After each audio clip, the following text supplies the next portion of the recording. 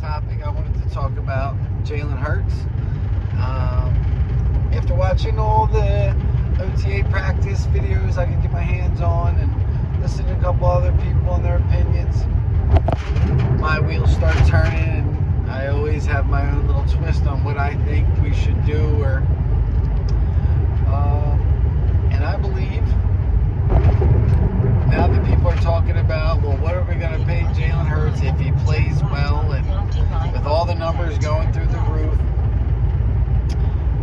I believe if Jalon Hurts shows us the progression that everyone's assuming and we're expecting to see from him due to our increase in our offensive weapons, hoping everyone stays healthy is the most important part to this season.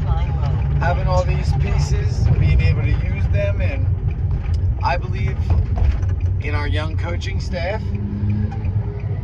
our ability to adapt. We saw Sirianni go to Steichen in the middle of the year, and we turned into a running team because that's what we needed to be.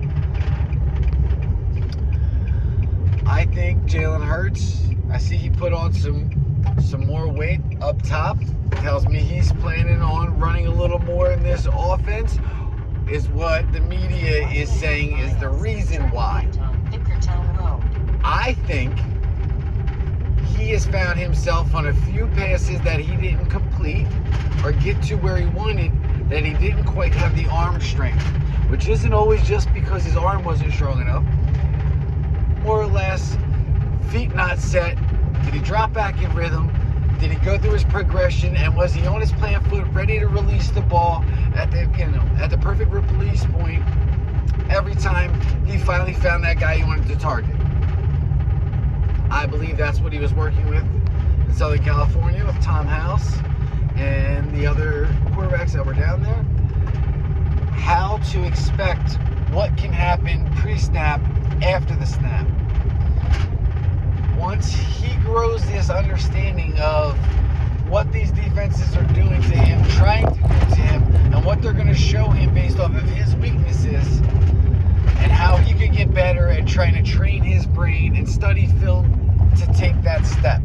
Because physically, I think Jalon Hurts is good enough to play this quarterback position at a elite level as far as production.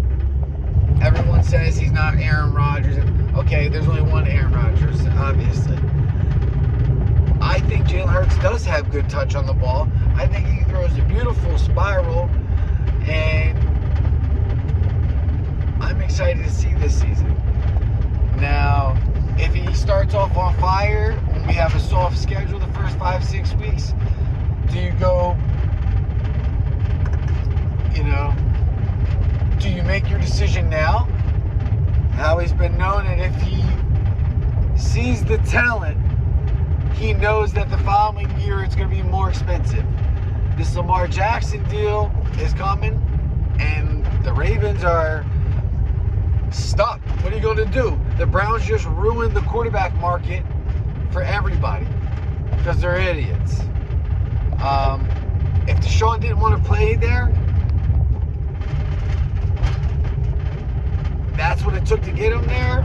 It's like, shame on you, Browns. Just still being the Cleveland Dookie State Browns, right? So everybody was trying to kill Howie that we weren't in on that big trade. I'm glad we didn't go that route.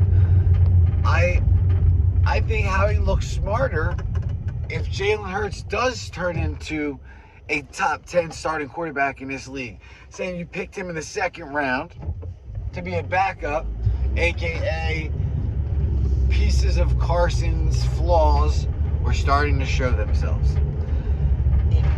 To go with his inability to stay healthy, which, yes, we all know your best ability is availability. So you go take a durable quarterback with great upside and a work ethic you can't coach an adult to. This man has been like this his whole life. I believe in coaches' sons because they get those extra tips and hints and every night at the table, on the way to the practice, on the way home, in the games, after the game, and they see the work that it takes for someone to be a great coach and be a great leader. And I think we got that. Jalon Hurts might not be a top 10 thrower of the football, accuracy, speed, whatever, metrics you want to use, but I bet you he's a top 10 leader. And if I see him competing statistically, turn right on Scott. I almost want to say nose for nose with Dak Prescott this season. And if he does, if he throws over 4,000 yards, 24 to 30 touchdowns, and 10 or less interceptions, plus his 600 to 900 yards on the grass, something crazy like that to go with our run game, you can't tell me we can't win with this man. You can't tell me that's not worth paying him this year. And I think Jalon Hurts will say, y'all believe in me this much, you're not going, I don't know. But I believe either way, I'm a Jalon Hurts fan, and I'm rooting for him to succeed. Not just because I'm a diehard Eagles fan. Turn left on Pinkertown Road, then turn left. But all these players and all these coaches, they're all saying the same exact thing about this man.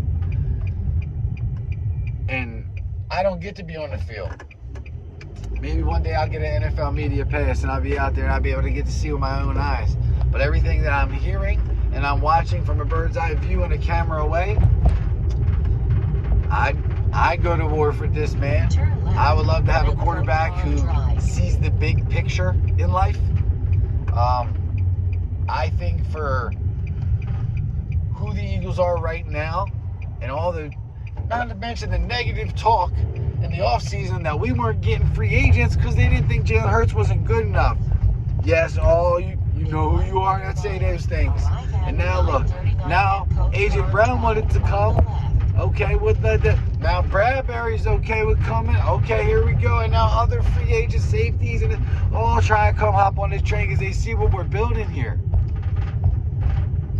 I'm excited to be an Eagles fan this year. I think we got a sneaky good chance to win this division. I think Dallas is really going to struggle without Amari Cooper.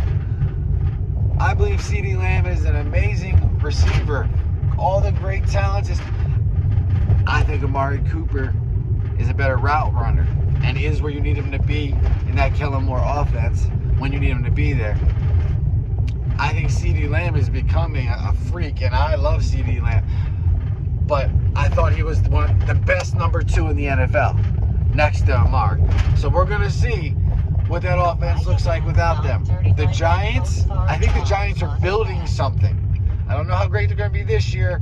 They're going to try to give Daniel Jones a shot with this new coach, Brian Dable from the Bills, and he fixed Josh Allen. Or Josh Allen was a dog and was not going to settle for not being as great as he could be and reaching his potential.